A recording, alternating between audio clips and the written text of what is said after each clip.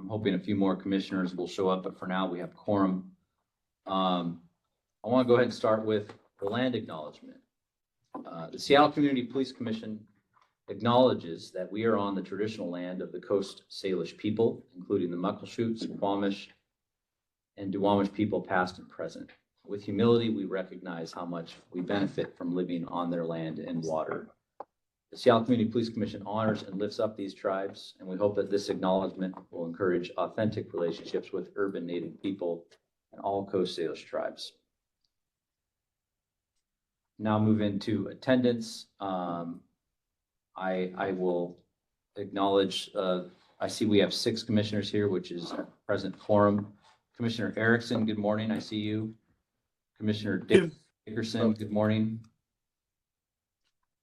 Commissioner Tyler, good morning.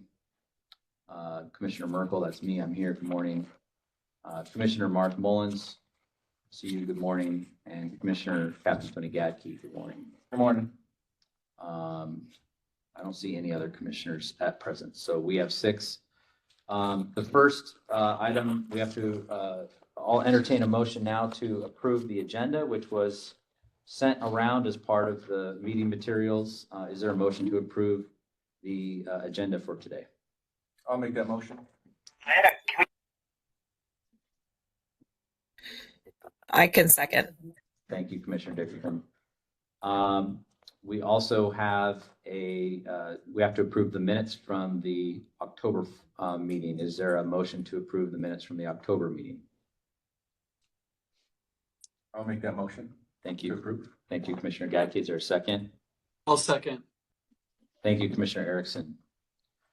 Okay, well, I want to dive into the meeting and get us going. First, I want to start with commissioner updates. There's been some, and I recognize some of this may be for commissioners that are not here at the moment, but just wanted to reiterate that we've had some questions about commissioner stipends, and we've consulted with legal on this following the certainly the updates on the ordinance that were approved last year in our bylaws, that the stipends are meant to address the financial impact of participating in commission work. So the expectation and the requirement is that in order to be eligible for the stipend, there must be attendance at the public meetings and work group meetings and participation in commission work. And the staff are required to take attendance and to report attendance. And so that is the basis for eligibility for stipends. So if there are any questions about that requirement, feel free to ask me or EC. We're happy to talk with you individually if you have any questions about that or concerns. But please let us know if you want to talk about that further. We did consult with legal on this, and I'm happy to discuss further. Next, I just want to address commissioner recruitment and reappointment. I know some folks are intending on rolling off the commission. We also have some vacancies that we're working on filling. We have several candidates at the moment that are interested in joining the commission, and I think it's really exciting to have some new folks come and participate and do all the work that we're trying to get done. But we also need to know from folks if they are intending on recommitting or rolling off. These are things that we need to know as we come to the end of the year. You can expect that CPC staff will be reaching out to you individually to get more information from each of you on that. The other thing that I need to just reiterate or to update or announce is we have to have a co-chair election in January. So that'll be our next meeting. If anyone is interested in becoming a co-chair and being part of a slate that's being considered, that will be voted on as a co-chair in that January meeting, please reach out to me and or EC as soon as possible. So yes, I see Commissioner Dickerson, you have your hand raised. Do you have a question? Not a question, but I didn't know whether or not if Bessie had informed everyone that this would be my last meeting. Bessie had not informed me, but I just saw your message about that, and I'm very sad about that. Commissioner Dickerson, you've been a wonderful asset to the commission in so many ways for so many years. So was not trying to skip that over, but I am very sad about that, and I'm grateful for all of your service. Thank you. So if there is anyone that is interested in serving as a coach here, please do let me know. I'm happy to talk about it, tell you what it involves and the responsibilities and all that kind of stuff. So please consider it. Okay, I want to turn it over to, I want to get going as quickly as we can because we have a big item on our agenda that I want to get to, but I want to turn it over to EC for executive director updates. Good morning, everybody. I have just a couple updates on staffing first. So first, I want to continue to thank everyone for their support and patience as we continue our efforts to recruit, onboard, and train new staff. We had a new staff begin on November 6th, Davina Wajaya-Moser as our new executive assistant. Before joining the CPC, Davina gained over 8 years of experience in the nonprofit sector, working with organizations such as Seattle Symphony, Seattle Aquarium, and Fred Hutch. She has served as both executive assistant to the CEO and project manager, and has overseen various projects and collaborated across departments. Davina is originally from Jakarta, Indonesia. She moved from Southern California to Seattle and earned her master's degree here at the University of Washington in communications, as well as a bachelor's degree in social sciences. You will meet Davina and work with her closer in the coming weeks and months. Unfortunately, she was unable to be here today. We also want to thank Emma Shepard, CPC's communications advisor, for her service to CPC. She has moved on to a new role and we are wishing her well. We've already begun a recruitment for a communications director. So we've elevated the role of communications advisor to communications director. We are a small department and we want to signify the level of leadership that is expected from that role because it really is the end all and be all for communications, strategic communications, supporting the commission in developing its communication plan and other efforts. And so that recruitment is live on the streets right now. Please feel free to share it with your networks if you know of folks that would be qualified to serve well in that role. It's posted right now on seattle.gov/jobs. You may also remember that Community Engagement Specialist Magitu Argo is on loan to Seattle Public Utilities. We've made a request to backfill that position for the duration of her out of class with SPU, and it was approved. So we'll be posting by the end of the year for an internal appointment of a city employee for that role. The second update is regarding the Office of Inspector General OIG work plan. The accountability ordinance requires that the OIG create an annual work plan and requires that CPC review its work plan to make recommendations. And so in October, I met with OIG staff to discuss the 2025 work plan and pass CPC recommendations. Since the commission was unable to meet in November, we've provided OIG with an update to CPC's previous recommendation. And I'll go through those really briefly here. There are 4 updates. One is a review or audit of the 911 dispatch center. OIG accepted that previous recommendation from the CPC, but was unable to move it forward due to capacity issues on the care team side. So we've reiterated that recommendation. We asked for a review of SPD's policy 5001, and that is employees will strive to be professional. OIG put that in assess status in their last work plan and committed to an assessment of and highlighted relevant issues. We requested an update on that assessment. The third recommendation was an audit of adequacy of SPD's implicit bias training and measurements of bias-free policing. OIG committed to an assessment and highlighted relevant issues there, and we requested an update on that assessment. And the last was evaluating SPD's response to hate crimes. OIG put that in assess status, and we have removed that recommendation because that request would duplicate work that other entities are already performing. So that is a really brief recap. We are working or continue to work with OIG, and they will provide us a response on this year's recommendations to the work plan. And that's what I got. I'm Thank gonna you. pass it over. Yes, thank you. I'm gonna pass it over to Danny unless there's any questions on that update or a policy update. So I'm gonna start with a city council update and then move into the legislative update, which I prepared a slide deck for, so we'll figure out how to do that when I get there. So city council update, since we last met in October, city council has primarily been focusing on passing the budget, which was finally passed on November 21st. Since then, council has had one meeting that took place yesterday where among many other things, they discussed and voted on some modifications to the city's 2025 legislative agenda or legislative priorities. And I'll get into that in a second.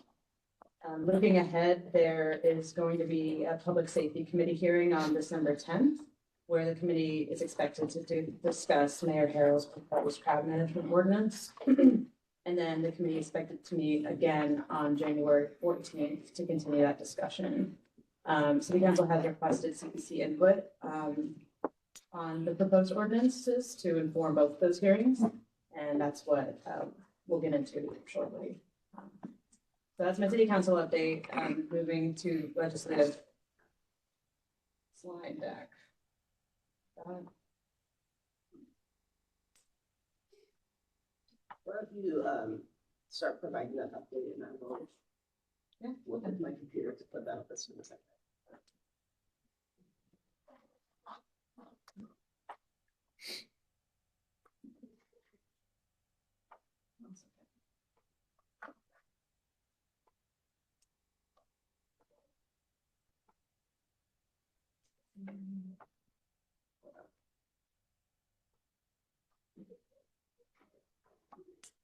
I wonder if I can share my.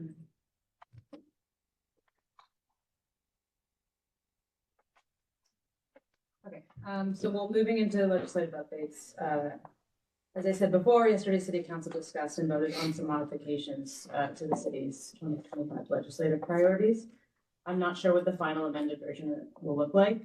Dan Strauss mentioned that he'd like it to be shortened from 6 pages to 2. And I've included a snapshot of the public safety and behavioral health priorities as of today or yesterday. And so I'll show those shortly. The CPC can adopt all or some or none of these to our legislative priorities. We have full autonomy, to advocate for whatever we want, independent from city council. So we can get into that at the next CPC meeting because today's a pretty full agenda. I wanted to cover, sort of break down what the legislative session asks of commissioners, what the legislative asks of CPC staff, because there hasn't been much work on that front within the CPC in a while. So I thought, oh, there it is. Which page are you on? Oh, I am on slide 3. Thanks. So that's the snapshot of legislative priorities as of yesterday. Next slide, please. Yeah. So what the legislature asked of CPC commissioners? First, developing legislative priorities, values. Last year, the CPC sort of voted on a set of values. And so we could, bring those over from last year and keep those. We can review and vote on those. But that's really the first thing that needs to happen for us. Can you go to the next slide? And then following that, this is a snapshot of last year. Oh no, the one before that. This is no. I just skipped over. Okay. Anyway, so I included a snapshot of last year's priorities. I'll also send that out to remind everyone. Look forward. Is this it right here? Okay. No, slide number 6. Okay. So yeah, that's the first thing. Second, making a plan for how you want to go about your advocacy. I have prepared some examples on the next slide. But there's not enough time today to review them all in detail. So they're briefly listed on the next, you go to the next slide.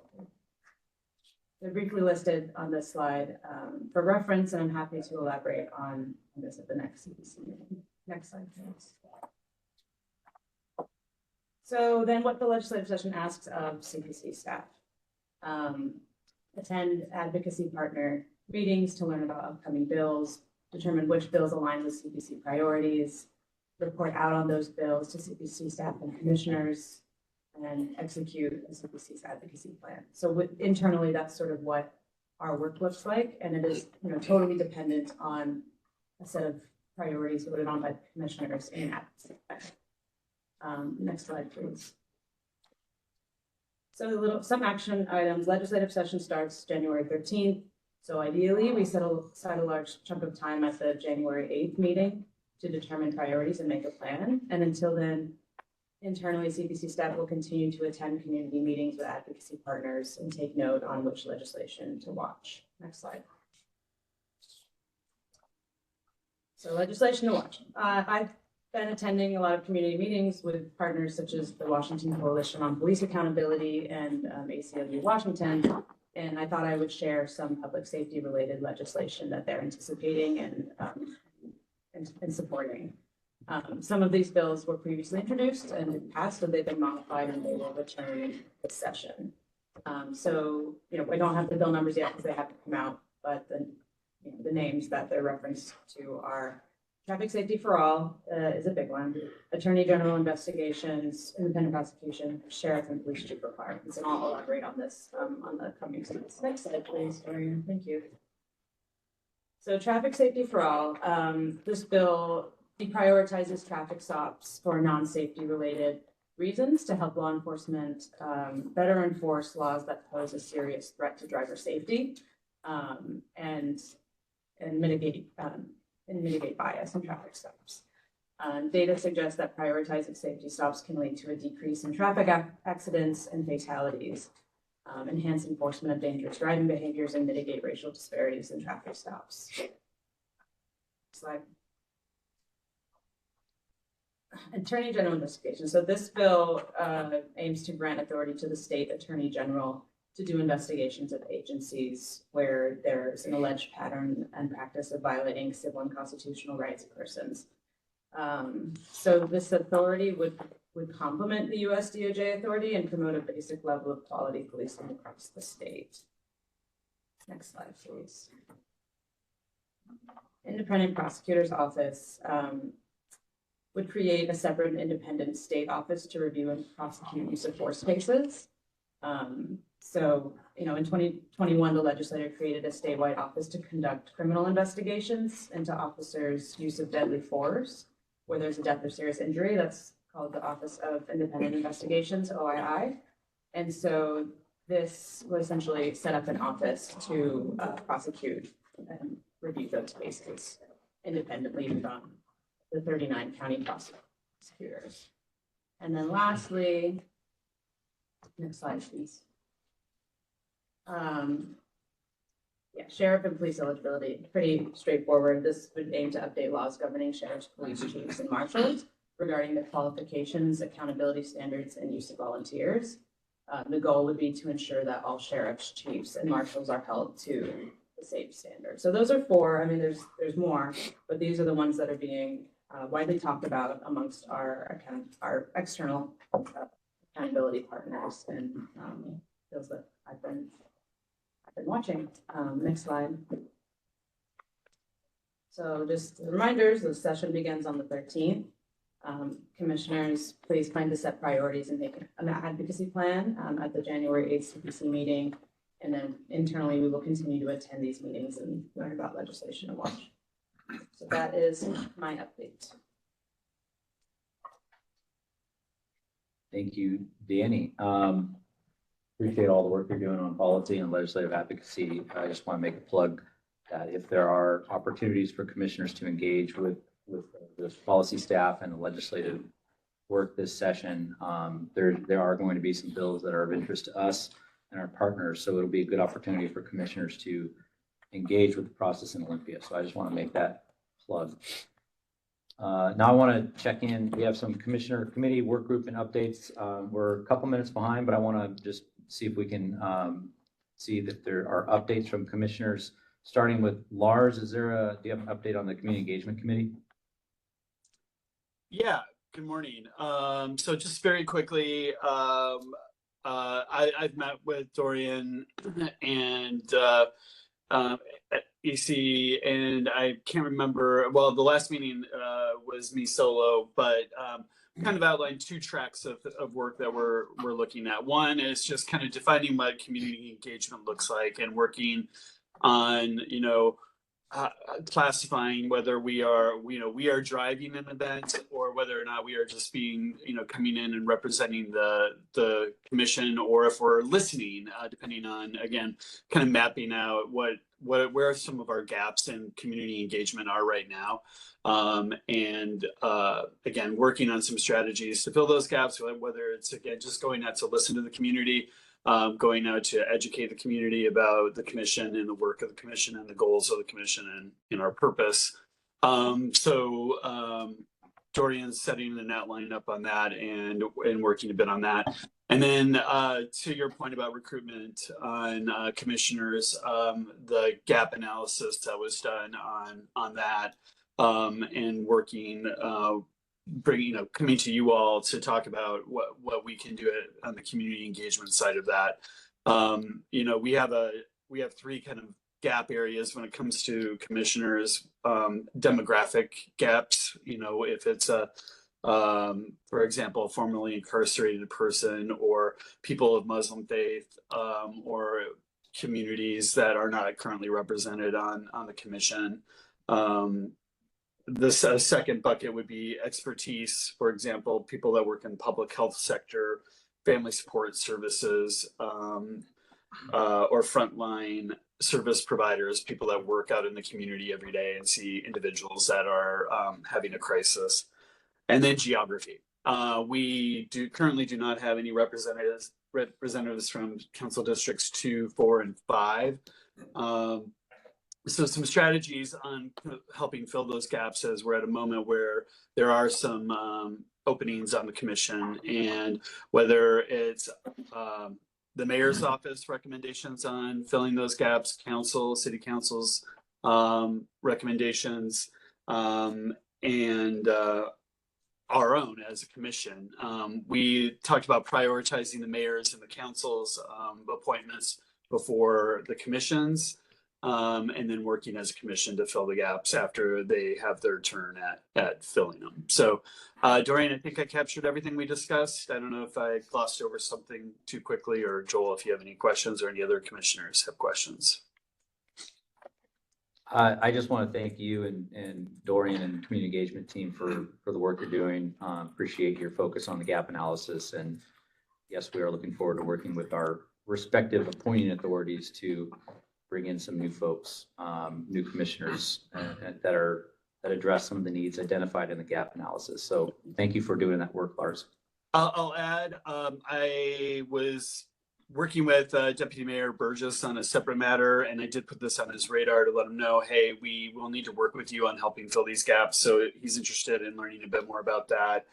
One of the ideas was to work with those city council members who represent those districts where we don't have representation, to see if they had a recommendation or thoughts about groups in their district to engage with. I will point out the news this morning that Councilmember Morales has announced that she will be stepping down in January. So there will be a new council member for D2, and it might be a good opportunity to engage with that person to help engage the community in D2. Absolutely. Thank you, Lars. Thanks.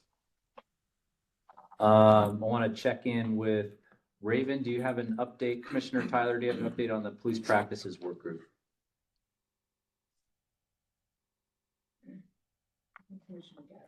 Yeah, I can. Oh, Commissioner Gackey, go ahead. Thank you. Yeah, thank you, Chair Merkel. So as you're all aware, last month, Mayor Harrell proposed an ordinance, new ordinance to the City Council aimed at addressing a gap in the crowd management policy ordinances necessary to work towards ending the federal consent decree settlement agreement. Since then, the Community Police Commission Police Practices Work Group has had 3 meetings to review and discuss the proposed ordinance in the context of Seattle's history with crowd management, which we'll have a presentation shortly that you'll hear more about. Some of the outcomes from this meeting included the development and issuance of a survey to gauge the current climate on crowd control. We've circulated this survey to our partners and constituents over the past couple of weeks, and we'll continue to collect feedback until January 6th, and then do a final report out of those survey results at the January 8th CPC meeting. We will continue to use this feedback to inform our position on Mayor Harrell's proposed crowd management ordinance. And that's all I have. Thank you, Commissioner Gadke. Okay, any questions or comments on any of those updates? Okay, well, that moves us into the main part of the agenda today. I'm going to go ahead and just set it up briefly. You know, we have some guests here today to present on for the discussion at the commission level on Mayor Harrell's requested legislation on less lethal crowd management tools. We have Brian Maxey from SPD here. We also have Lisa Dugard here. I'm very excited Lisa's here. She's one of the founding members of the CPC, former co-chair, and does a lot of work in this space at Dignity Purpose Action, and was both Brian Maxey and Lisa Dugard were involved in the police practices work group meetings discussing some of these issues. And as Commissioner Gadke said, a survey was developed with commissioners, community engagement, and policy staff, and was shared with the community via our partners and networks. Information from that survey continues to roll in and will be part of the CPC's formal feedback to the City Council on this proposed legislation. Just as a kind of structural matter, you know, one of the core functions of the CPC, as outlined in not only the MOU that created the CPC out of the consent decree settlement, but the city ordinance, is for the CPC and the community to provide feedback to city policymakers on policing policy. And crowd management is one of those core policies that impact the community that the CPC has a very important role in, not only right now, but historically has played a very influential role. And I know Lisa Dugard is going to talk a little bit about that today. But as I think was mentioned by Danny earlier, City Council is going to have a hearing, I believe, December 10th, and then again on January 14th on this particular legislation. And the CPC intends on providing feedback to the council as requested and as mandated through our authorizing statute. So from there, I'd like to, I guess, start the discussion by turning it over to Mr. Maxey. And then from there, we'll hear from the police practices work group and then from Lisa Dugard. So Mr. Maxey, go ahead. Thank you, Chair Merkel. Thank you all for having us here to hopefully have a pretty robust discussion on the proposed ordinance and also answer any questions. There's a few things that I think we are hoping to do today. One is to talk about the ordinance and why it's so important to the department at this juncture in time. Spend a little bit of time on where we are with legislation around crowd management in the city of Seattle. And then we also have a show and tell section. We have Assistant Chief Underwood, as well as Lieutenant Matt Hendry from our SWAT team outside. Before I bring them in, I just wanted to do sort of a level set on, you know, what our intent here is, because this is something we haven't done before. We have not brought less lethal weapons into a CPC meeting to show them and hopefully demystify them. We've issued an invitation and an offer to Executive Director Ame to have commissioners come down to the range, as well as we've extended that same invitation to central staff and OIG to go down and actually see these things live. And again, the point is to demystify them, and so you know what exactly we're talking about. And my caveat on that is, you know, we euphemistically call these less lethal tools. They are weapons, and they are less lethal weapons. And it's really important to understand that, because it's not that these things cannot do harm. It's that when they are appropriately used, they do less harm than if they were not used. And that's the goal, right? And I'm not also here to, you know, go into a long debate about 2020 and who did what and what the, I'm happy to answer questions around that, but I'm not here to, you know, try to justify or clean up or ignore the past. But what I do want to say is 2020 was a unique and complex circumstance that was hard for our community, it was hard for our department, it was very hard for our city. And SPD did not act alone. We were ordered to take certain actions, which we did with certain outcomes. And that is, in my mind, owned by the city as a whole. And I think that's why it's important that the city as a whole is grappling with these issues, what our values are, how we want to facilitate and support free speech, and what role we want our police department to play in crowd management situations. And I'm trying to lay that groundwork because as we focus on the tools, which essentially is a major part of the proposed ordinance, I don't want to just focus on, you know, these are the tools we use to manage crowds. There's so much more that goes into this. And if you look at our policy, we have 6 phases in what we call our CMIC, which is our crowd management intervention and control strategies.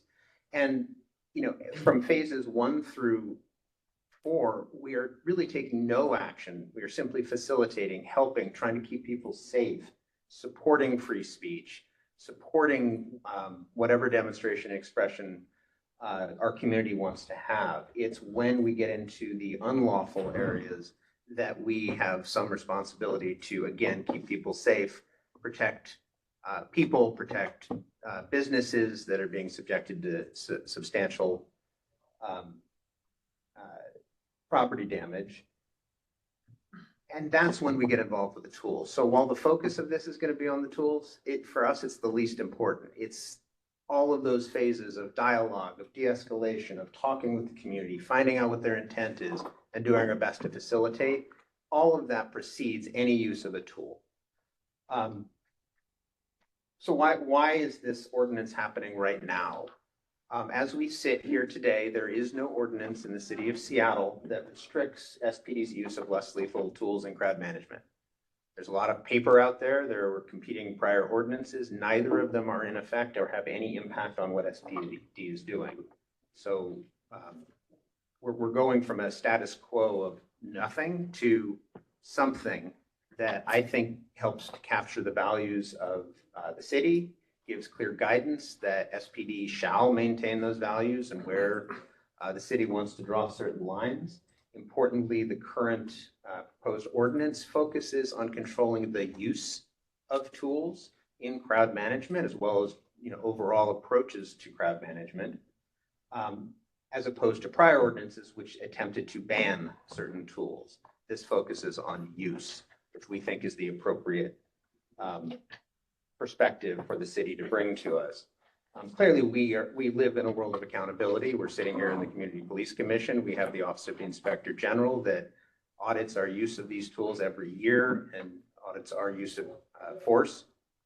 We also have an Office of Police Accountability. So when things are out of policy and when things do go wrong, those issues are caught on the back end and remedial action is taken, either in the form of recommending policy changes or in terms of discipline when appropriate. We also have our internal use of force review boards that focus both on individual officers' decisions to use force, as well as the systemic look at every crowd management event where force was utilized. So we scrutinize this stuff, and we are trying to get to the best place we can, where we can facilitate respect-free speech and at the same time be able to ensure public safety. And it's dynamic, it's complex, it's not always perfect. And what we've seen is that our policies that we had in 2019 that were heralded as best practices in the nation, approved by the federal courts, the Department of Justice, and our monitoring team, did not serve us well at all in 2020. We found ourselves in a completely different environment, ill-prepared to deal with direct attacks on police, and again, being ordered by the city to hold lines that probably never should have been held. We pivoted late in the summer of 2020 and started to really adapt our crowd management policies. And starting in late 2020 and in 2021, we worked, and actually all the way through, I think it was 23, we worked with the Office of the Inspector General in the Sentinel Event Review to examine what happened in 2020 and learn and evolve from that. So our crowd management policies were updated in 2021 with a much stronger focus on dialogue, de-escalation, and curtailing the use of the tools and narrowing the scope of that. And that was approved by the federal court, the monitoring team, and DOJ in 2021. And then we have updated them in accordance with continued guidance from the Sentinel Event Review and from our own use of force review board findings, and of course the modifications to state law around tear gas and approaches to crowd management. The state did issue a document on, quote, best practices in crowd management. We are mostly in alignment with what the state is proposing on that. The term best practices is one that gets thrown around a lot. I think as the commission does its research, and certainly as we have done our research and dug into this, I don't know that there is an identifiable best practice. I think there are emerging and promising practices, and we are doing our best to iterate and move towards what will do the least harm and help facilitate our community's interests best we can. So I guess what I'm trying to say is this is going to be an imperfect science, but I think we've hit the sweet spot based on all of the national awareness and modifications that have been made over the last few years. So with that, I would propose to bring in Chief Underwood and members of our team to show their part of this. Again, if we're talking about tools, things have gone very wrong already. We should have been engaging, and hopefully we can minimize the use of such tools.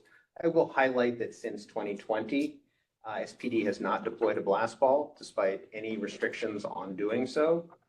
We've also had almost no use of force in crowd management circumstances since 2020. There have been a few isolated incidents, but for the most part, use of force has not been a centerpiece of any of our crowd management efforts over the last 4 years. So with that, I'm going to bring in the team. How should we prepare? Yeah. So I'm looking at a camera up Yeah. there. Is that the one that's It is. operational? Yes. Yes. Yeah. It is, yes. So would you recommend we go to the front of the room and present from there? That's a great, And then they can turn and show the camera so that people can see. perfect, that works. Yeah. So why are we gonna not see that? I don't know. Well, we're not, I see it on my screen, but I don't see it on that screen. Okay, well, as long as it's showing up on the. I see the room view on. That's good, so if they show the camera there, then everybody online should see. Yeah, great. Perfect. All right, you get the up close view over there. Yeah. Other thing. Do you have any notes for my? I need to reach out forward. Yes. Sounds good. Hi, everyone. I'm Assistant Chief Yvonne Underwood. I have the Professional Standards Bureau. And this is Lieutenant Matt Hendry. He's got 26 years on the department. And Officer John Musso, who's got 16 years in the department. Well, thanks. I can make it by your thumb. Okay.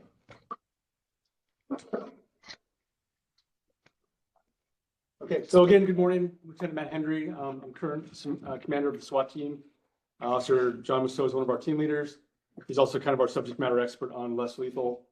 So I don't know what CEO Maxey kind of briefed you on before we came in.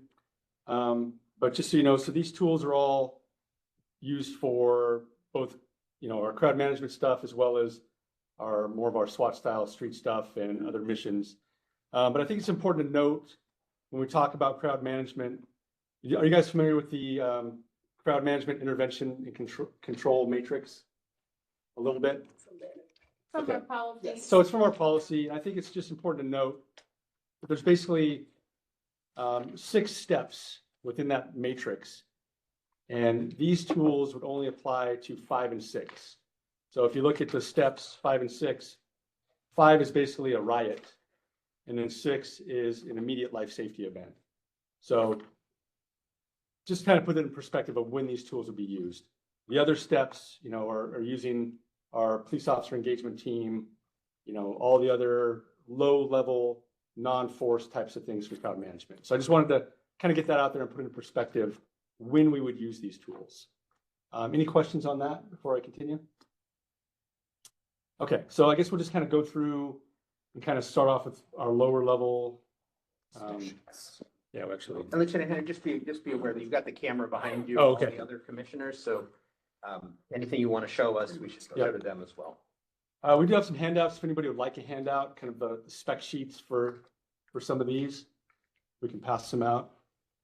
I can go this way if you want. So we have one for each of the items. I can probably get more if it was needed, but all this stuff is just online stuff available from manufacturers. So where do you want to start? What do we talk about? We can have Davina send us. Yeah, we'll send the papers. You guys should have them from previous meetings. Meetings really We'll changed. send them around to commissioners after the meeting. Thank you. Absolutely. Yes. All right, so.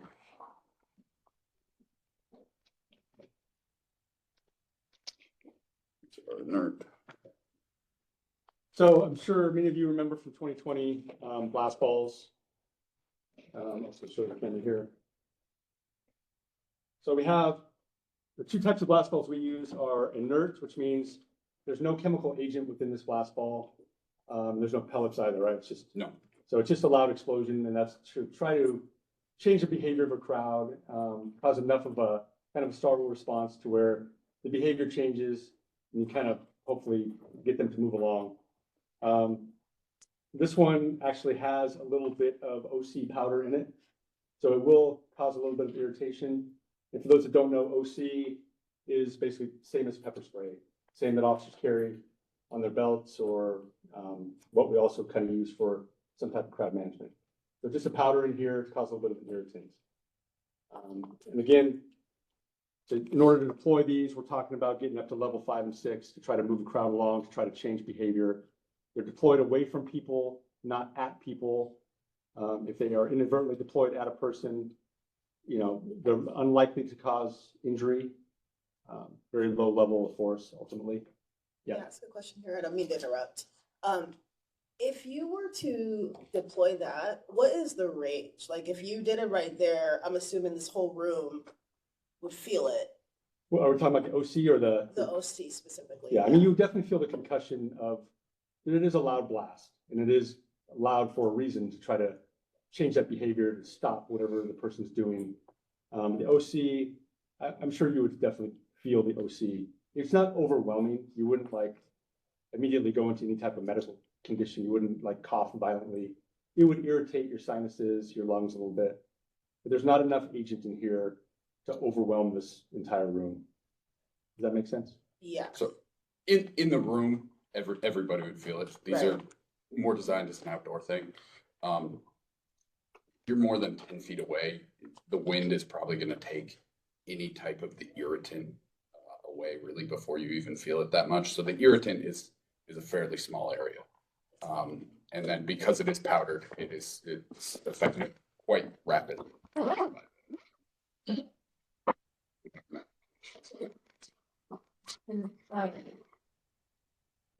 From my understanding, blast balls are used rarely, but when they are used, they're used for crowd dispersal more, to disperse a crowd from a place. If there's violent action going on within the crowd. Right, okay. Yeah. In levels 1 through 4, the tactics for crowd management there are engagement, de-escalation. Yes. Okay. Yes. Any questions on blast balls? Okay. Sorry to interject here. Let me just clarify one thing. So as you go through the CMIC and you look at the different phases, by the time you get to phase 4, you are dealing with isolated criminal behavior that's either imminent threat to a person or to significant property damage. but it's isolated to certain individuals. Right. Then you take targeted action, you try to extract them out of the crowd, rather than making the whole crowd go away, because the idea is to preserve the right to free expression for as many people as possible. So if the few individuals can be remediated without impacting the rest of the crowd, that is ideal. There are certain less lethal tools that could be used to affect that arrest on individuals, but it is not a dispersal action where we are trying to, I mean, it's a big deal. When you say you no longer may be here, what you're doing is you are infringing on everyone's rights, because you basically said the threat to public safety requires that level of intrusion. We do our best to avoid that, though.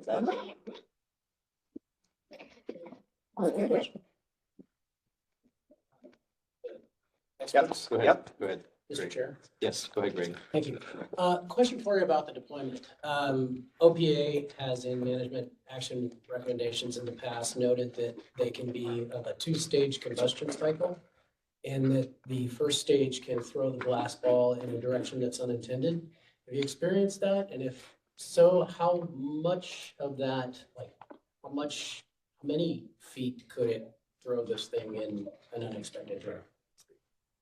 So the way that these work, just kind of as a quick rundown, you have your fuse, right? And then this neck here, and this is what you're talking about. The fuse goes, and then there's an initial charge that is just meant to separate this hard metal piece away from the explosion. So in doing so, if this is airborne, the bulk of the weight is in here. It separates them 10 to 12 feet apart. So this side will obviously not move as far because it's the heavier side of the object. So this side kicks about 6 feet one direction, and this could deviate 2 to 3 feet off of kind of its intended area.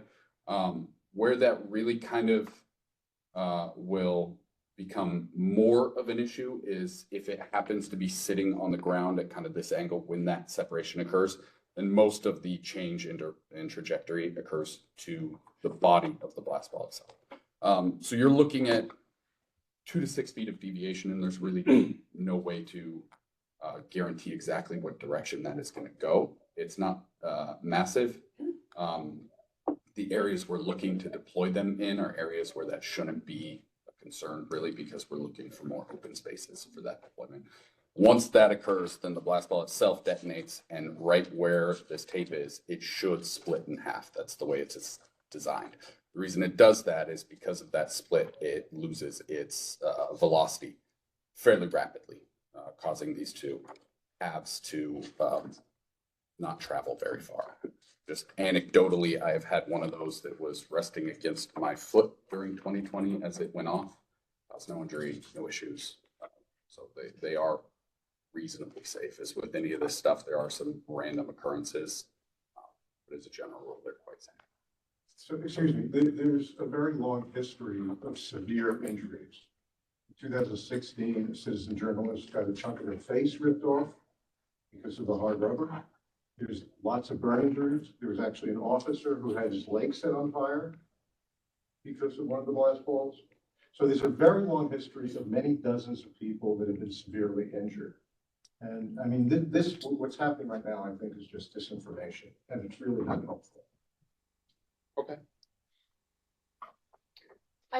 Let's move on. I really want to make this, so give you the information. You can do with it what you please, but we just want to make sure that you're showing you, and then we're going to get these guys out of here. I just want to remind folks, this is meant to be, we've invited SPD in here to provide their perspective. We have other perspectives we're trying to bring in and have a robust discussion on where we are with these policies. So, Please, yeah, absolutely. And I don't want them in the middle of a discussion. Yeah. So their job here today is to just show you the tools. Yeah. And then you guys can have the discussion without them in the room. yeah, Thank this you. is meant to be a commissioner discussion. So Perfect. Thank you. We'll go ahead and move on. I see Commissioner Mullins is maybe Yeah, trying to get Commissioner a Mullins.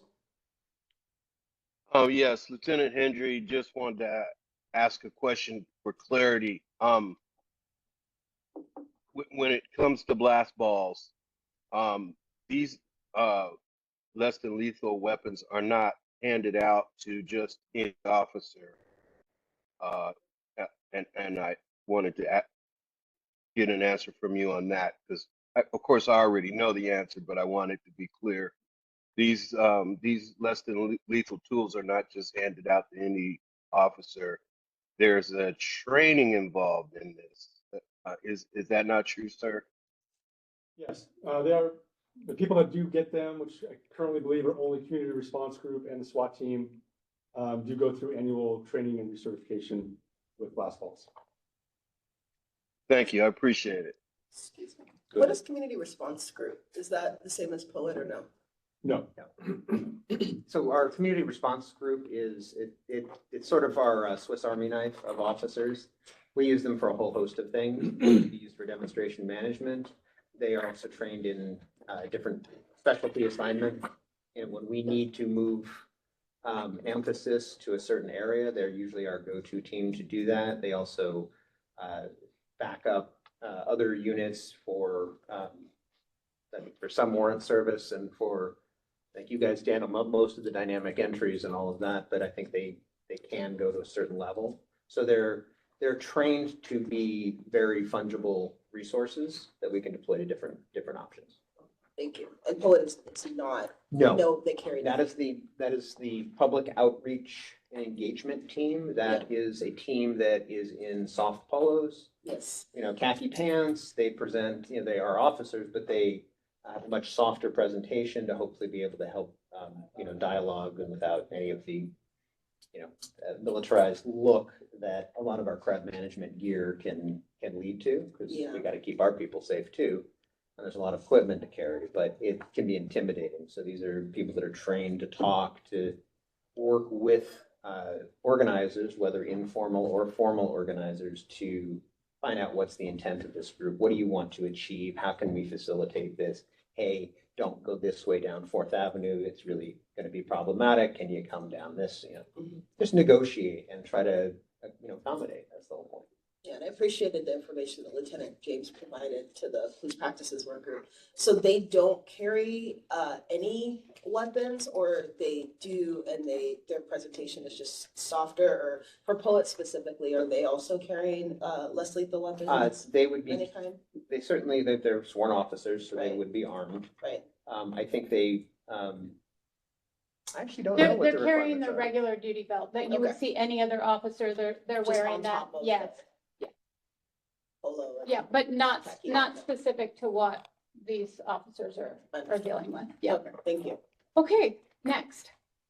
Okay, the next tool I'll talk about is what we call our pepper ball launcher.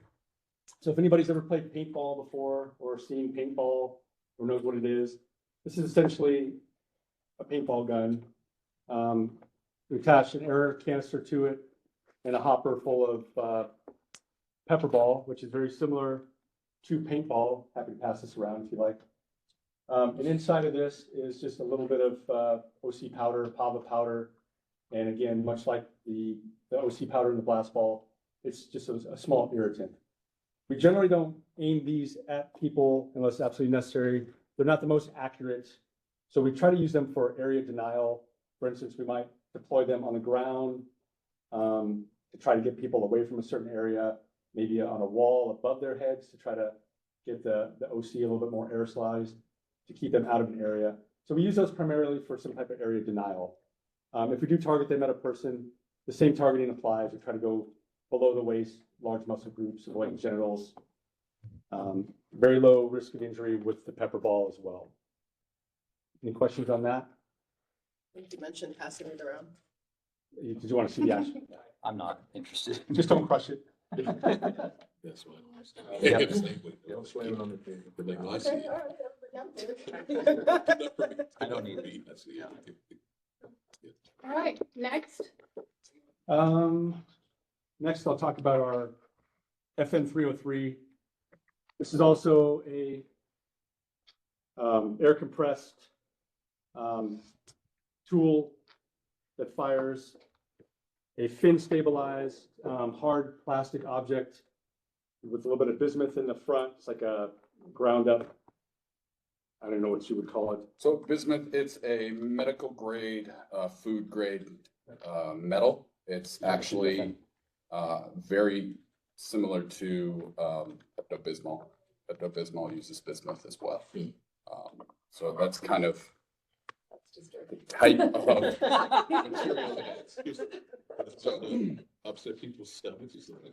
it's, well, in Pepto-Bismol, and get that stomachs, but yeah, so that is the weight towards the front of it that allows the projectile to maintain its trajectory. So this is a highly accurate tool. Again, target area would be below the waist, large muscle groups. It does cause a significant amount of pain, but not a substantial risk of any long-term injury. So it would be used for somebody posing an immediate threat to the officers, immediate threat to others. Yeah, any questions on that? Can you remind me what that one is called? It's called the FN 303. The letters F, N, and then 303. Thank you. And then moving on, we have our single shot 40 millimeter launcher. I'm going around to. Yeah.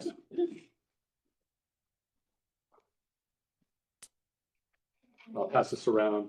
This is the crushable foam. That is the crushable foam. This one is a marking round. So if any of what's in here gets on your clothes, it will not come off. Don't pass that one over.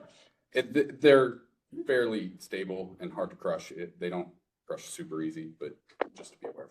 This is the same round, but it is, it has a small amount of OC in it. Again, back to the same stuff we've been talking about. And then we do have, this is the same thing that is inert. For the most part, we won't use these on deployment. It's mostly for training, but they are in our inventory, so I wanted it to be useful. And then we have what is commonly called the blue nose or the sponge round. As you guys will feel, that's a much softer tip. The way that they're designed to work is slightly different. And then this is the same thing that is specifically designed for an extended range. The blue nose is primarily what our patrol officers use for the 40 millimeter program. Thank you, sir. And again, this is a pain compliance tool. Again, our target areas below the waist, large muscle groups, avoid the genitals. We try not to aim in the torso. And we wouldn't deploy these. These aren't deployed to move a crowd. This is deployed at a specific individual within a crowd who's posing an immediate threat to the officers or others. Do you want to talk about the difference between 40 millimeter and the FN 303 and why you would use different? Yeah, so the 40 millimeter it hits hard. It's been, I guess the analogy would be like getting hit with a 100-mile-an-hour fastball, you know, in the legs or the butt. It's basically what the 40 millimeter is. So that's kind of our heavy hitter, so to speak, for somebody who's posing a serious threat, somebody who's about to throw a brick at an officer, or we wouldn't use it necessarily for property destruction. It would have to be something geared towards a life safety or immediate threat type of incident. They're fairly accurate. John could speak to the distance. They're accurate to about 50 meters, 50 yards. Rarely will we reach out that far. We try and keep all targeting kind of within about 30 yards, just because of travel time and distance and the ability for movement to create issues with the aim point. This entire thing comes out. No, so Question. yeah, Oh, just this part. Yeah. yes. And then it's just like, it's just there, like. Yeah, they're actually quite lightweight. I have a spec sheet on these. They'll just bounce off. They just bounce. Yeah, so the blue nose and the extended range, the two sponge rounds, those will mostly be intact and they just kind of bounce off. Those other three, the green, the orange, and the harder black one that's not a sponge round, those are crushable foam. That entire head will crush and disappear. And then there's a small payload inside of them of either like an indelible powder, so it won't wash off. So that person will then have a mark on them that doesn't go away. The other one is OC, and then the third one is inert. Again, we typically don't use that in That's more of a training round for us because it is the exact same round as the other two, but it's a little bit more cost efficient. And so those will completely crush and you'll be left with just kind of a small plastic disc that is what holds the back of it together. Thanks for clarifying. Any questions on the 40 millimeter? And then this is just another 40 millimeter launcher, but it's a multi launcher. So we have what, 6, I believe? 6. Yeah. You load 6 rounds into this one as opposed to a single shot 40, but it's the same rounds as those. Cover the other, Yeah. 40 rounds. Sure. So on top of that, we have muzzle blast, which is just a powder dispersion. So what would happen is when that gets launched, nothing comes out except powder. It comes in both an OC and a CS variant. They are safe at a distance of about 5 feet, according to the manufacturers. They come out in a fairly tight cone. They can be used for area denial, is kind of the big way to use them. They have been used in the past in crowd control. They're not super effective and our team's kind of gone away from them, but they are still in our inventory and could be used in certain very specific set of circumstances. And John, what tool would you use to launch those? That would come out of the 40. And then this is a launchable CS gas, if we ever got to that point. Those were used very rarely. They are not intended for human targets. And the way that we would deploy them is actually into the side of a building to dissipate the energy that they have and have them land, and then they would disperse a cloud. And that would be launched out of the 40 as well. And that's kind of the extent of our 40 millimeter options. And those, again, come in both an OC and a CS variant. And how many of these variants would be carried by patrol? Patrol carries the blue nose round there. That's all for patrol. I just want to make it clear, I mean, we've invited SWAT here to talk about the full spectrum of possibilities, but obviously that is our specialized team that manages all of this specialized weaponry. So generally from patrol, we're not using any of those except the blue nose, which has been not in crowd management circumstances, but it's been incredibly effective with people with edged weapons. We just need them to drop it so that we can go in and make the arrest. And it allows for quite a good distance before you have to engage. The problem with tasers and, or at least our prior tasers and pepper sprays, you've got to get pretty close to them before you can use them. And there's also questions about whether those tools are immediately effective. Whereas if you've got the time, distance, and shielding, which is our core of our de-escalation approach, you can reach out and touch them from a long distance, see if it was effective, and then go in and make the arrest. It's safer for everybody. What about CS? Toast. Okay, so these are CS canisters, and I think, we need to qualify this with, if this is deployed by our current CMIC, that means there's an immediate life safety incident. It needs approval of the mayor, and that basically means that all hell's broken loose, and that CS is kind of the last resort to disperse the crowd. So this doesn't get used without permission of the mayor's office or the mayor himself. So we have an OC version, which obviously we could use. And these are hand thrown, not at people, but just in the area, and they disperse pretty widely. Usually, hopefully with the wind kind of carrying the product. So for the CS gas 40 millimeter launcher and this one, again, you said not human targets for at least the other one. So is this again like aerial denial in general? Correct. Yeah, we try not to throw those at people. Right. And we don't fire these at people. These are Right. area. Right. Yeah. You just said that and I was like, oh, coyotes or something. We just want the agent to disperse the spread. It's not an individual targeted. I figured it out eventually. I have a question. Just a couple things in observing the presentation.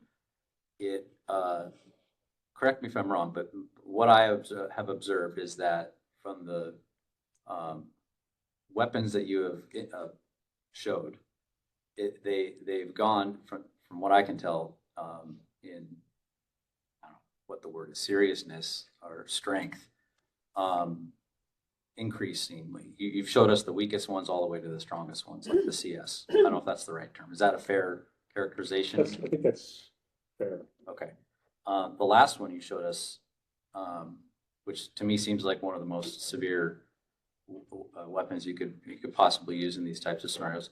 You said requires the mayor's office approval. Is that right? Yes.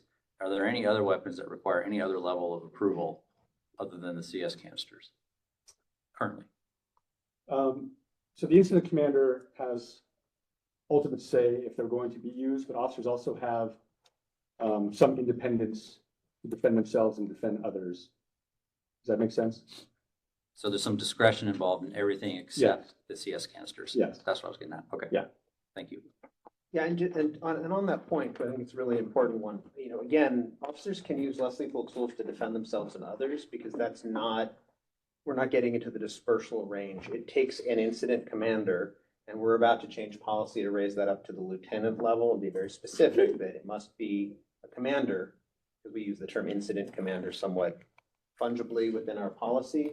And currently that could be at the sergeant level, the supervisor. We're just gonna make it clear in our policy that it takes a lieutenant or higher to make that determination, unless we're already at level 6 and there's immediate life safety, that would, you know, obviously take precedence because you have to act and you can't wait for approvals.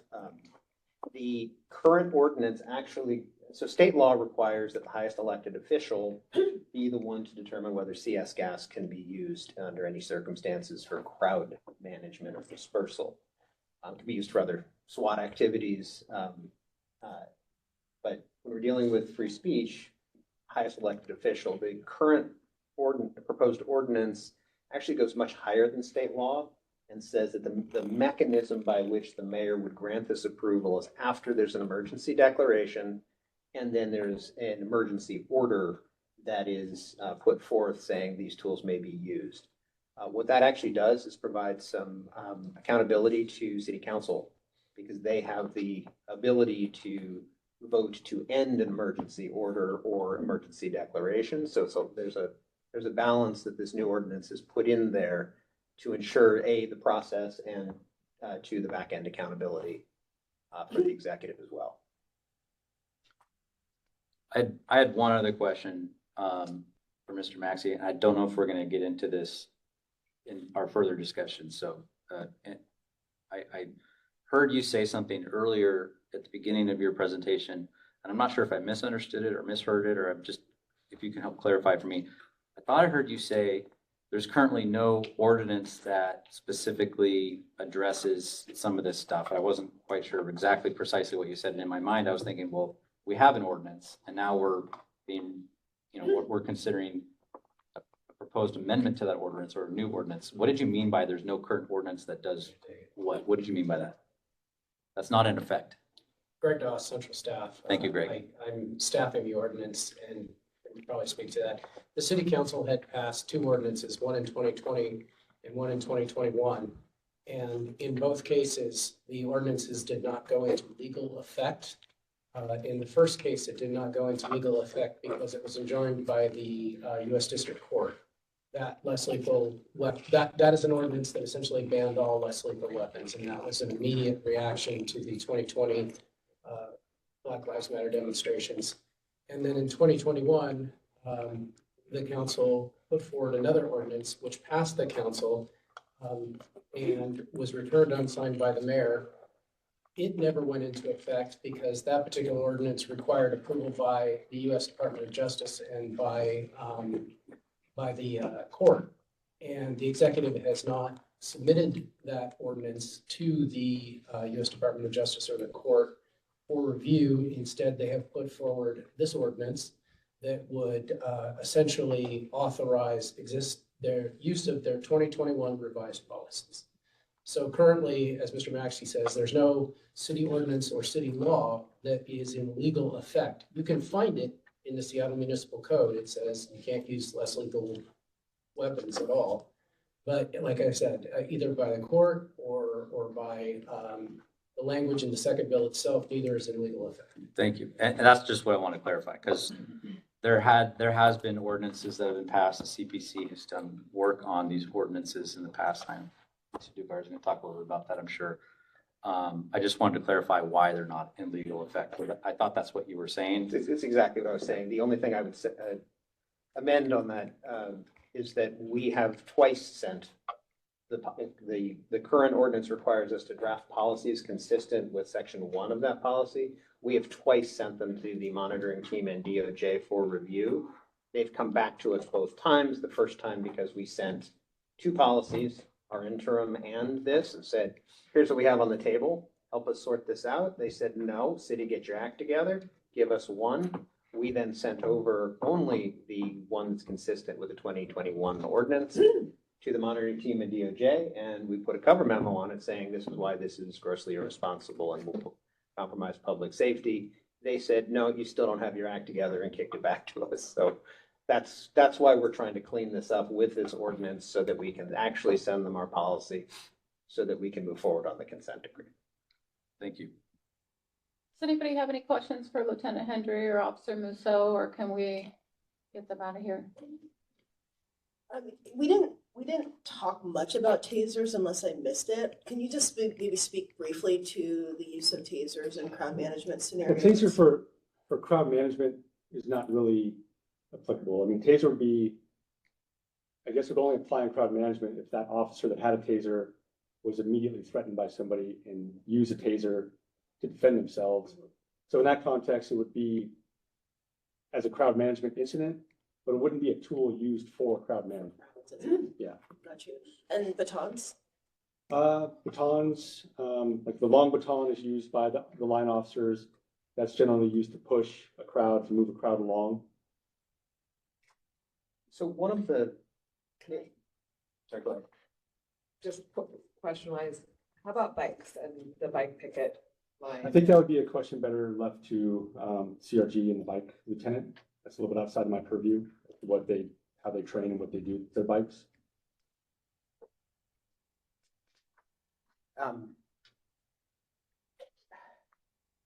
What did you just ask? Batons. Batons, yes. So if you read the memo that we did submit to the DOJ and the monitoring team about the 2021, and in conversations with council members on this very topic, the intent of that was to push us towards using 40 millimeters more, to use CS gas more, and ultimately batons would become more, to the degree we actually engaged in crowd management, would become a more central tool, which in the initial Department of Justice investigation and the findings was SPD officers have an over-reliance on the use of batons. Here we are a decade later, almost zero baton use by SPD officers.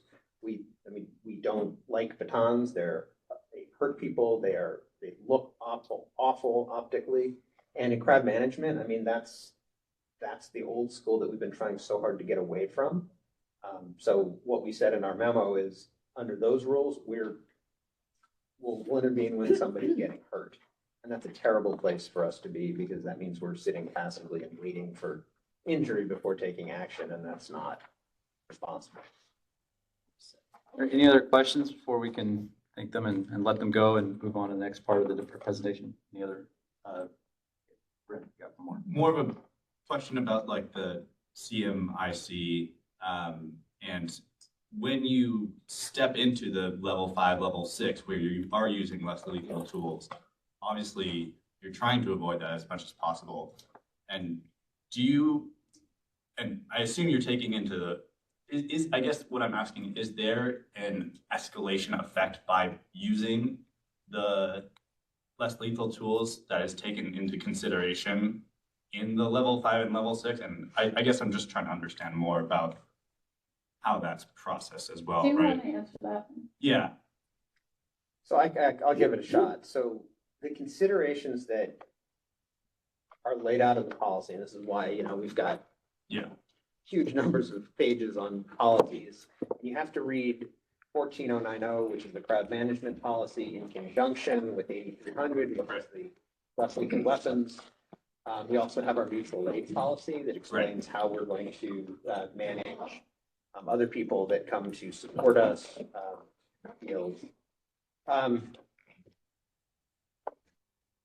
I mean, I think I would say it depends, right? Like, yeah, you're taking in the totality of the circumstances and what's in front of you. Is one of the considerations, is it going to potentially escalate the situation? Yes.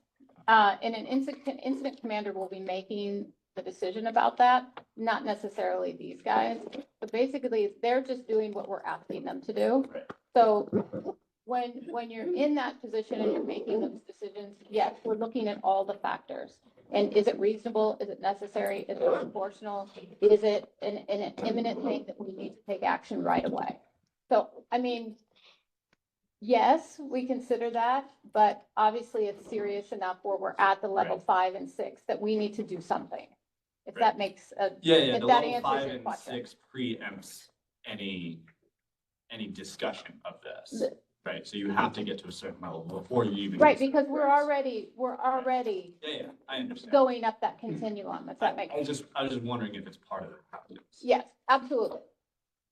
And again, all of our policies and training are designed to avoid getting to level 5. Right. So the best we can. And I think it's also important to note that if we go to level 5 and level 6 in the CMIC, it's not a free-for-all. We don't just start hitting people with these weapons. Right. We still have to adhere to our use of force policy. That person still needs to be doing something that causes an imminent threat to us, an imminent threat to somebody else. And our force used has to still be reasonable, necessary, and proportional. So I don't want to give the impression that once the incident commander declares, level 6, that it's game on. That we're just going to start, using force on everybody. That's not the way it works for us. It's like going from a red light to a yellow light. We still have to follow our use of force policy, and there still has to be a threat for us to address. If we go to level 6 and everybody decides we're leaving, and they leave, then there's no force to be used. So It's a constant assessment, right? You have to modulate that force. So I mean, it's not as easy to just say, oh, we're going to do this one time, or we're going to do that. I mean, we're constantly assessing and modulating the level of force. And built into all that, if it comes down to the point where we are ordering a dispersal, you order the dispersal, we're using the LRAD to communicate that so people can hear. We have an officer stationed at the back that can hear and confirm, thumbs up, this is audible. Then you give time for people to disperse. Then you give another warning, and it's all laid out in the policy. And then in that warning, it says we may use less lethal weapons to disperse this crowd if you don't go away. Thank you. And, we have anti-kettling in our policy and our training. We have to give them egress route to go. So the whole point is we're trying to slow this stuff down. And I guess nobody wants to know anything. Apparently, I've exhausted my words for today, so I'll stand down. Oh, downstairs. People are having a lot of. Critical audience person. Okay. Thank you Lieutenant all. Hendry, thank you. Officer Musso, thank you. We're gonna head out of here. I have a different engagement. Thank you. Thank you. Yes. Thank you for And I'll being hang here. out stick. Well, again, thank you, SPD, for coming to present. I do want to move on to the next segment of this discussion. I know, as you heard earlier from Commissioner Gadke, the Police Practices Work Group has held, I think, at least 3 meetings on this topic in the last month. Since the mayor's office provided the CPC with their proposed ordinance. So I want to turn it over to the Police Practices Work Group and Danny to present to where the work group is currently with this project. Of course, ultimately leading to the CPC providing input to the city council on the proposed ordinance. I'd love to hear, and I'm sure this is part of your presentation, kind of some of the history of where the CPC has been on, the ordinances that I just asked Mr. Maxey about from 2020, 2021. So go ahead, turn it over to the Police Practices Work Group.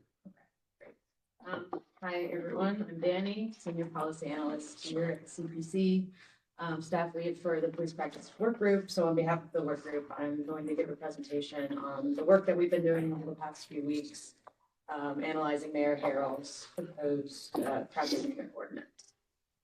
Next slide, please.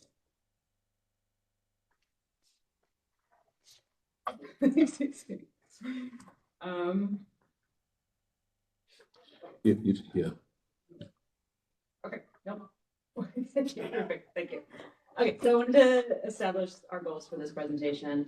First is to inform the Greater Commission and everyone and all of our attendees today a little bit about the history and timeline of crowd management in Seattle.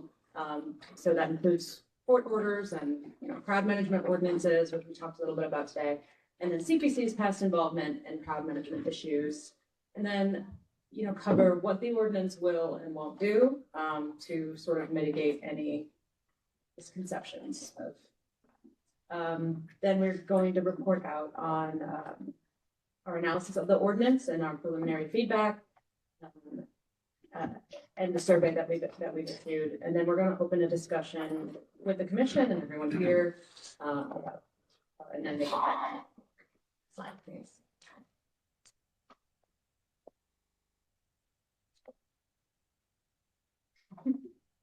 Okay, cool. So to give some context, I know this is kind of small, but I hope everyone can see it. We've made this nice little timeline to visualize a short history of court orders and crowd management policies in Seattle. This starts in 2020. There's a much longer history than that, but that would also require a much longer timeline and several more hours, and there's just not the space or time on the screen in our lives. So we'll start in 2020 because that was really the beginning of a lot of the evolution around crowd management here. So can't see, I'm going to try to just go through the timeline. Around the time of several protests surrounding the murder of George Floyd, the U.S. District Court issued a preliminary injunction regarding STD crowd control measures. Greg Doss covered a lot of this very eloquently before, but I'm just going to reiterate it. And then shortly after that injunction, the City Council proposed to adopt Ordinance 126102, which was the first attempt at passing a crowd control ordinance. And this aimed to prohibit the acquisition and the use of all less lethal weapons in crowd control. And this was in direct response to the handling of the George Floyd protests in 2020, which we've acknowledged, IMAX acknowledged, there was a lot of mishandling of those protests. And so City Council, attempted to pass this ordinance. Mayor Durkin declined to sign the ordinance for several reasons that Brian mentioned earlier, including that it went against a lot of national best practices and undermined accountability partners as well as the federal court convention. So the following year, in 2021, SPD submitted and the court approved revisions to their internal crowd management policies, which I believe are largely still in effect today. I know that they're ever evolving, but those revisions that were approved in 2020 are still operating under. So then later in 2020, City Council attempted to adopt their second ordinance, Ordinance 126422, which was very similar to the previous ordinance, but had a host of other issues, which is why Mayor Durkin also declined to sign that one. So that brings us, skipping over a couple years, brings us to 2024. There's currently no city policy in place regarding crowd management, which we covered. And then in the consent decree hearing in October, Judge Robart announced that the city needs to finalize and submit final policies on crowd management before the consent decree can end. And that's really the last component required to end the consent decree. So after the hearing, that same day, Mayor Harrell submitted a new ordinance for City Council review. That review is expected to begin at the City Council level on December 10th and continue through January. So that's sort of a brief history. What is the CPC's role in this? We have been asked to provide input to inform City Council's review. And then I'll give, next up, please. I'll give a little history of CPC's involvement. So another timeline. Essentially, what this says is that CPC has been involved in giving feedback to SPD and the city since at least 2015, as far as my documents go back, I'm sure they will look for that too. So 2015, CPC submitted comments and memos in response to Ferguson and Black Lives Matter demonstrations. 2016, CPC sends letters, memos to city partners regarding the use of blast balls. 2020, CPC and accountability partners submitted a joint statement on the use of tear gas and SPD's response to demonstrations in the wake of George Floyd. Also in 2020, CPC submits recommendations regarding Ordinance 102. And then 2021, CPC submits recommendations on SPD's revised criminal management policies. There's obviously been a lot more involvement, but this is just sort of to cover since 2015 up until now. CPC has been heavily involved, submitting recommendations, letters, joint statements. So to cover any misconceptions about what the ordinance covers, we wanted to first cover what it won't do and what we're not being asked for feedback on at this moment. So the ordinance is not going to prescribe which less than lethal weapons SPD can use. So we just had a demonstration on the specific weapons to sort of help inform our look on the issue. But we are not being asked to give feedback on which weapons we think SPD should use and when. We're not being asked to define, the ordinance won't define circumstances considered objectively reasonable and necessary to use less than lethal weapons. That is defined in SPD internal policies. It also won't prescribe which types of trainings SPD officers must attend. Next slide, please.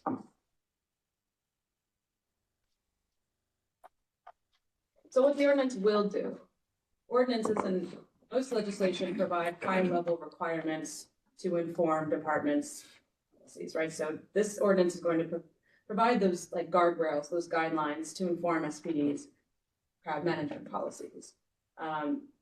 We took, specific language from the ordinance, and over the next couple of slides, I'm just going to read it because the ordinance is pretty short, and this is exactly what the ordinance lays out to do. So first, it's requiring any police use of force for crowd control be objectively reasonable, necessary, and proportional to the threat presented. We'll get more into these in the police practice analysis in a bit. It prohibits the use of less lethal tools on a person or persons for crowd control purposes unless specific facts and circumstances are occurring or about to occur that create an imminent risk of physical injury to any person or significant property damage. And then it mandates SPD policy continue to require approval by an incident commander or supervisor before less than lethal tools may be used for general crowd dispersal. Next slide. And we'll get more into the specifics in a bit. The ordinance mandates that SPD officers may only use less lethal tools expressly authorized by SPD policy and for which the officer has been trained. Maintains the right to free speech and peaceful assembly guaranteed by First Amendment and the Washington State Constitution. It acknowledges the role of SPD in facilitating safe gatherings, and it mandates that de-escalation, engagement, and dialogue should be prioritized in crowd management efforts for SPD and other organizers. Next slide, please. And then the last slide on what it's going to do. It reiterates state level regulations on the use of tear gas, which Brian covered earlier. It reiterates the city's compliance with collective bargaining, which is a whole other conversation. Requires SPD to publish its crowd management policy and any future revisions to its website, and mandates SPD to collaborate with OIG to create an annual report on the use of force in crowd management situations. All right, so now we'll get into our analysis of a few of these provisions. And I'm listing sort of the key ones that we focused on. So in this, we went through the ordinance provision by provision, developed questions we wanted clarity on, and received answers through our research as well as conversations with various partners.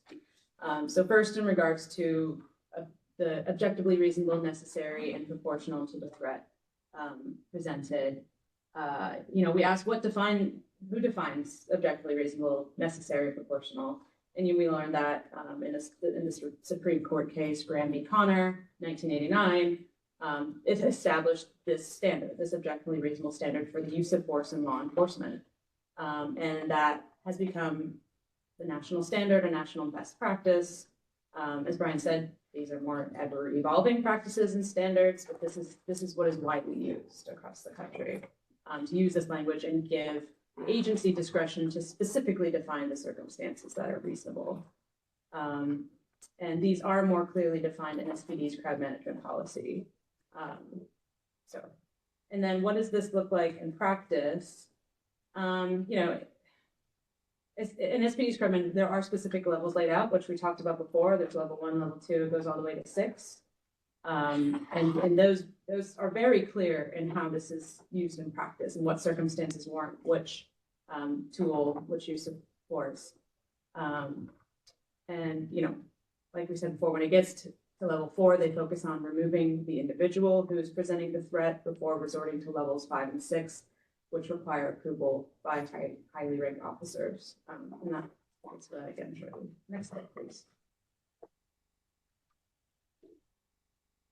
So we wanted to know, so the next one prohibits the use of less lethal, unless specific facts and circumstances are occurring or about to occur that create an imminent risk of physical injury to any person or significant damage. So what we wanted to know what less than lethal weapons are available for SBT to use in crowd control and what their effect is. I won't go into this because we just had a whole presentation on it. But we did, learn about all of this before. So the main ones used are the main tools that officers have at their discretion include pepper spray, tasers, 40mm launcher, pepper ball launchers, tear gas, and blast balls. We learned which ones are used typically in a useful tool in crowd management, which ones are useful in crowd dispersal, and which are not. I won't really go into that because we just spent a long time talking about it. So next slide, please. And then, the next provision mandates that SPD policy continue to require approval by incident commander or supervisor before tools may be used for general crowd dispersal. We asked why approval is only required for dispersal and not general crowd management. And the answer to that is because, as Brian Maxey said earlier, crowd dispersal is the most intrusive form of crowd control on a person's civil rights. So the stakes are much higher with dispersal versus management. And there's a vast difference between managing a crowd and dispersing a crowd. And, we noted that difference is extremely salient and should be a big part of these conversations. So currently approval is required by an incident commander or supervisor. And as Brian Maxey said earlier, SBD plans on amending their policy so that the authority to approve a dispersal request is only handled by a lieutenant or higher rank officer, because it is such an intrusion on civil rights. So yeah, that's our preliminary analysis of the ordinance. And so now I'll move into results of the survey that we issued. So as Commissioner Gacke said earlier, the police practice work group developed and issued a survey to gauge the current climate on crowd control. We've issued it to the commission at large, external accountability partners, and all of our constituents who are signed up to receive the CPC newsletter. And the survey will be live until January 6th so that we can report out the results on January 8th. But we did want to report on results so far. It's been live for a couple of weeks. So the responses have largely been right down the middle in regards to experiences and perspectives with SPD and crowd control. Key themes include, very mixed experiences. Some respondents report positive interactions with SPD and crowd management, particularly those working with mental health populations or attending organized events. Others express strong concerns about excessive force, especially during the 2020 protests. Some policy perspectives, a segment of respondents support giving SPD more tools and more discretion. Others advocate for stricter oversight and limitations, so vast differences on either side. But across the board, responses emphasize the need for balance between public safety and protecting First Amendment rights. Next slide, please. So we asked respondents on a scale from 1 to 10 to rate SPD's use of less lethal weapons in crowd management, 1 being significantly dissatisfied and 10 being significantly satisfied. And then we also asked them to rate SPD in facilitating safe gatherings and upholding civilians' First Amendment rights using the same scale. So both show an average rating of 5.3 out of 10, with the median being 5. So right down the middle with respondents so far. Significant variation in opinions. Next slide.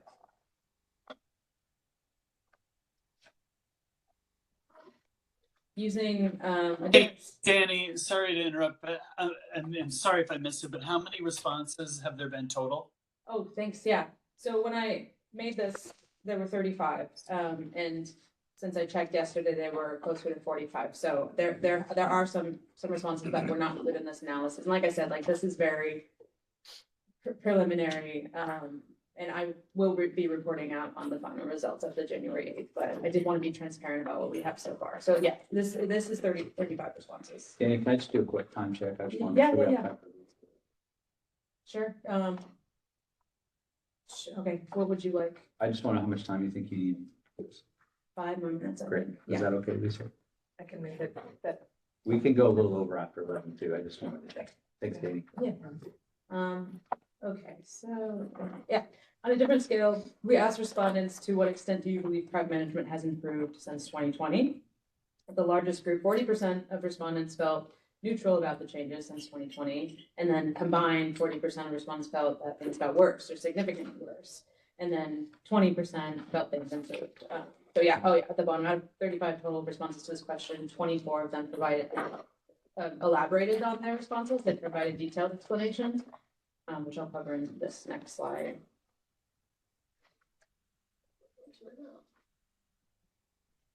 So yeah, there's, you know, as the data suggests that while some improvements have been noted in the areas of satisfaction, like better communication methods through the use of speakerphones, there's still a significant perception that crowd management practices need further improvement, with many respondents indicating more negative experiences than positive ones. So areas of concern: use of force during protests, need for clearer guidelines and accountability for the use of less than lethal, more balance between maintaining order and protecting civil rights, and then increased use of training and de-escalation. Next slide. So then, you know, we have some recommendations so far: a need for clearer standards and guidelines for use less than lethal, which, you know, is part of this conversation today. Need for improved training, better balance between crowd control, protection of First Amendment rights, and then more transparent communication about crowd management. So like I said, like this is what we have so far. There's nothing conclusive about these results. I want to make that clear. Like this is not trying to say anything conclusive, but this is what we have so far. And I will do a deeper analysis in the next meeting. Next slide, please. So just a couple action items, like we've already said this. Public safety hearing on December 10th. We committed to providing some feedback. Another public safety hearing on January 14th. Also, we have committed to providing feedback. And then there's potential for council action on January 21st. Next slide. And then, yeah.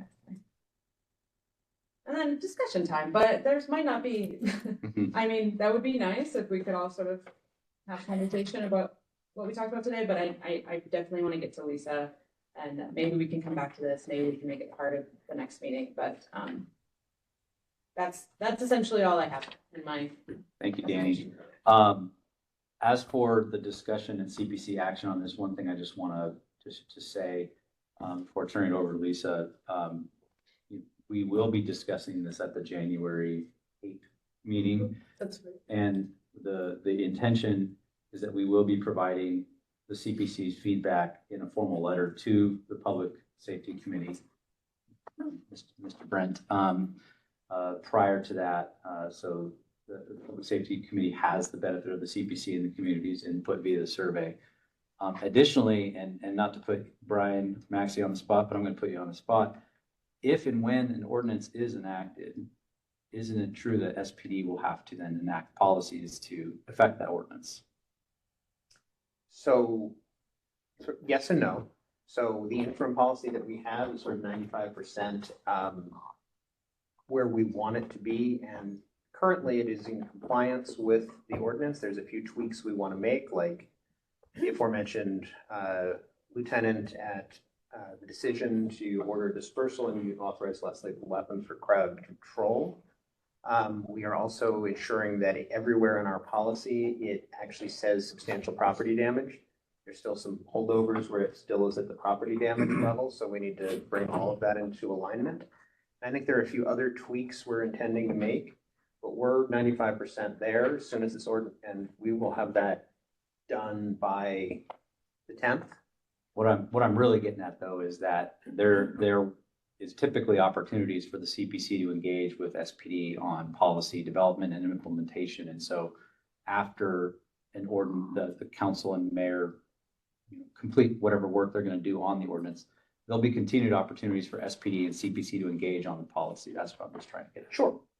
Yeah, but we're always, again, we're about iteration. We're always ready to engage and our intent though will be to get this policy in a completed form to the Monarch team at DOJ as soon as possible. Great. Yeah, the reason, sorry to just jump in here, but the reason that that will be really important that I notice as I think about survey responses and things like that, a lot of those go to details that are maybe not covered as much in the ordinance, but would be covered in more detail in the policy. So it seems like there's a great deal of feedback from just that venue alone, along with things that I've heard of the police practices work group as well in our discussion yesterday. So I think that opportunity for input is really where there's going to be a lot that CPC can offer to the table, in addition to the feedback on the ordinance itself that we're offering already. Lisa, thank you so much for being here. I'm really happy you're here. I'm really glad to be here. In the interest of time, I'm gonna go fast and try to hit high points only. Admire Joel's cross-examination of Brian, recognize that skill set, by tactfully. So I was, co-chair of the CPC for 6 years, from 2013 to 2019. And just confirming Danny's presentation that it really was 2014 in the post-Ferguson popular mobilizations that the CPC first began weighing in and was asked by members of the public to weigh in on crowd management issues. I want to say at the time we asked for Department of Justice and Monitor support for that work and were explicitly told that this was outside the scope of the consent decree. So all of the work that was done up to 2020 we were on our own, and we did good work in partnership with many individuals from different community sectors over time who became very invested in this. I also want to name that in that span of time, the CPC was cognizant of and responsive to very diverse concerns in this area, not just from people who were in 2014, particularly, there was kettling, there was response to non-permitted Black Lives Matter marches that some within the department were very critical of. And so there was feedback from especially sergeants in the department who felt that they had been directed to do unconstitutional things, really appreciate their point of view. That was channeled through the CPC. It was really a high watermark of the CPC as sort of an information gathering point that was useful to rank and file members of the department. Also concerns from members of the command staff, your predecessor, who was representing SPMA at the time, participated in a community session at New Holly and was ultimately a signatory on our recommendations for reconsideration of crowd management from the point of view of people being subjected to it in a way that damaged police-community relationship. That was this high-level summary. There were also, so then in 2016, with the first election of Donald Trump as president, there was a new set of dynamics in which there were people engaged in popular mobilization who sought protection really from SPD against counter protesters. And so that was a demand for crowd management that was around SPD being asked as a municipal police department to protect the speech and assembly rights of people who are feeling extremely vulnerable to federal policy, a set of circumstances that could very well come again. And so that was essentially like a request for service rather than a request for absence of SPD. I also just will say my own person, I was public defender. I have represented people who have been the subject of crowd management responses all the way going back to WTO 25 years ago. I have also been arrested falsely and got the timing bill settlement. Thank you, City Attorney's Office, for that post WTO, and have been subjected to some of the less lethal tools along with many thousands of other people. And I recognize that many others who have been involved in these discussions through the CPC have had more acute experiences of all of these, but I do come to the topic with a particular interest and some firsthand experience. If I had been on the I'm really going off script here. If I had been on the CPC in 2020, which it is not a coincidence that I was not, I left on purpose, but if I had been, I would have that the CPC opposed the ordinance of 2020 and the ordinance of 2021. I do not think that, and you'll note that while we tried to be very engaged in these issues and responsive to community concerns from 2014 to 2019, we were always urging, we were not urging the prohibition of any tool, including blast balls, and I'm going to come back to blast balls. We were flagging problems with the use of a particular tool and asking for a nuanced, well-informed conversation that was reality-based before the tools were put back in use. So comprehensive bars and bans do not make sense, and it can't from my point of view, and that was certainly our approach because of the potential unintended consequences of those bans, and the need for some response without appropriate tools can generate worse outcomes. Instead, our focus around crowd management was always around themes that I'm seeing and hearing articulated now by the mayor's office, by SPD, which we would have appreciated then, about avenues of egress, clear communication, setting an expectation of coordination, clarity about intention, and central prioritization of preserving the right of speech and assembly, and that is a core function of it. The core function of the department is not just preservation of human life, not just preservation of property, but preservation of the right to speech and assembly. And I've heard those themes and those practices, really appreciate that.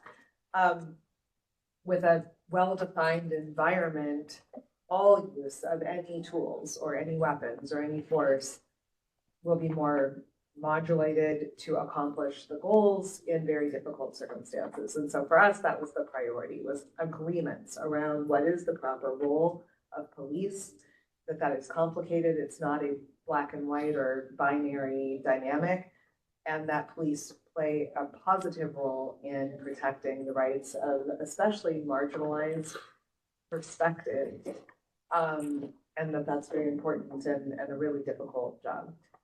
I do want to say,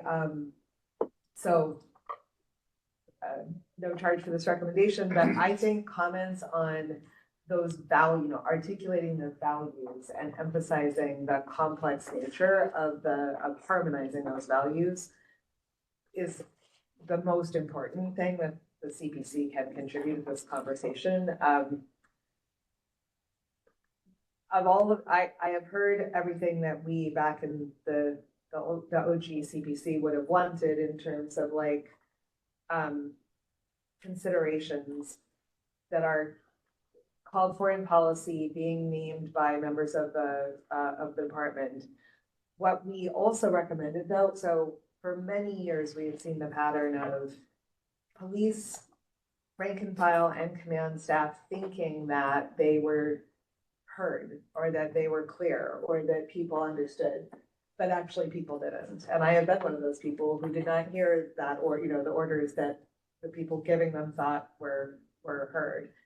And I can't stress enough that in all those years of receiving community input, the damage done to the relationship between the department and members of the public generally occurred because of people thinking that their point of view was clearly seen by the other players, and it absolutely wasn't. So we always recommended, and I'm not seeing a current theme of after action consultation with people involved in significant events in the immediate, not a multi-year later sentinel event type of process, but not even an annual review, an immediate touch base with what did it feel like and look like out there, so that the department can incorporate that point of view in after action consideration.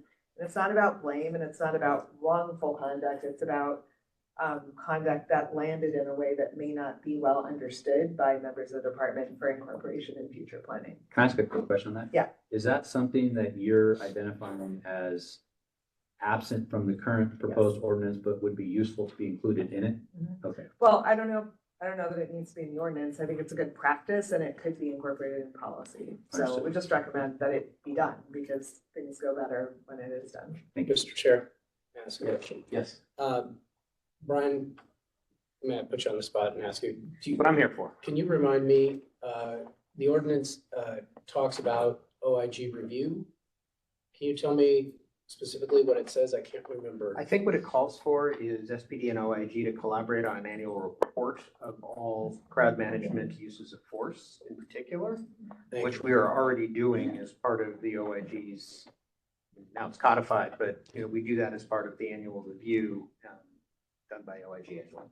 Is that In my something? personal opinion, that is overly bureaucratic. And it is, could be a CPC role to more nimbly invite perspectives of people who were just involved in something that just happened. It really is like, it has to be near enough in time that you can have a meaningful conversation about that time that there was a bullhorn announcement, da da da da da. What we heard you say was da da da da da, and we tried to exit, but actually, you said there was egress through Pine, but actually, those who went there couldn't get out that way.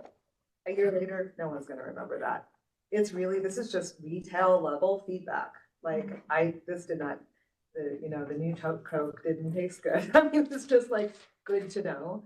And I don't see OIG annual review as capable of getting at that. So there's no loot, like, there's only something to gain, nothing to lose by doing this, but it's an informal process that's really voluntary by the department. I want to talk about blast balls for a second before we run out of time. Our action on blast balls, like what I've heard is that blast balls are the least problematic because they were the first discussed and the lowest level. Yet blast balls were the only tool that the CPC ever specifically called for a temporary suspension of use of, because there was such a large and consistent gap between what is thought, like at this presentation level, about how they work and how they actually worked in real life on the street. And the contradiction comes from, and we dug very deep into this and we don't have time to fully flesh this out, but I'll just say, in collaboration with SPD, super appreciated. We looked at the training, we didn't go to a training, but we looked at the training, we looked at the directions, we read about circumstances in which they, are recommended for use. And we are aware that there are use warnings that they can cause serious injury. And indeed, they did cause serious injury whenever they were used. And my own personal analysis of why is that you hear, we don't fire them at people, we fire them at a blank space, yet they are being used to disperse crowds. There aren't blank spaces in crowds that need to be dispersed. There are people moving chaotically and with all good intention, and they're also difficult to precisely aim, and then they have this sort of reverberation echo area. Probably for those reasons, it's very hard to use them properly for this purpose, I think is the problem. It's not misuse, it's just they're very hard to use for this purpose. As a result, multiple people, none of whom were perpetrators they were not the cause of the level 5, we didn't have level 5 or 6 then, but they were not the cause of a level 5 or a level 6 situation. They were journalists, observers, and participants in lawful protests, experienced serious injury, including an injury very near someone's eye. It is completely random that the eye was not lost. Burns, and including of an officer, which was the only, anyway, more to be said. This pattern was so consistent and so it wasn't fair to the department to have that kind of results from what were intended to be warning shots, but they didn't, and they were not experienced as warning shots. And it was doing tremendous harm it was driving a large gap between what was being represented and what was being experienced. by a wide diversity of people, none of whom were engaged in criminal activity, many of whom were engaged in constitutionally protected and city protected activity like observation. So from our point of view, the risk, liability, and consequences were so great that this called for the left and the right hand were what SPD's point of view was about the risk of their tool and what people were experiencing as the consequences of the tool just did not line up. And we were calling for further conversations to line them up. And I don't think it's an accident that, you know, there haven't been problems since 2020 and you haven't fired since 2020. If you had, I think based on our past experience, you would have seen problems. This tool cannot be used without problems, as far as I can tell, after paying very close attention to this for almost a decade now. Can I ask a question, and then we are over time, so we're gonna have to adjourn. You started your presentation with a comment to the effect of the prior iterations of the CPC took positions along the lines that blanket prohibitions were not effective.